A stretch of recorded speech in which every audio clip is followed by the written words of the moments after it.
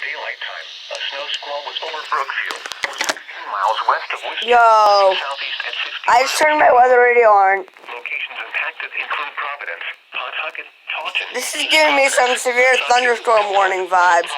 This is for like snow squalls, but it's just giving me severe thunderstorm warning balls. I mean, yeah, I don't know what I'm talking about. It's giving me severe thunderstorm warning vibes because Drivers need to remain alert. it's saying like These conditions often lead to it's an hour long.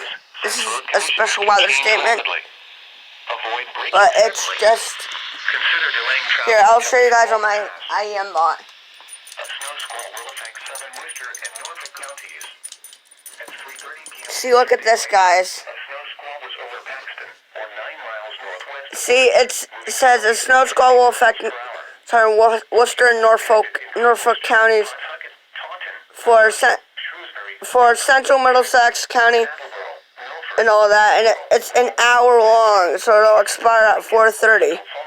But that's just like, it's giving me very severe thunderstorm warning vibes. These conditions often lead to accidents, especially on highways, since road conditions Look at the radar. That's all snow, I'm pretty sure.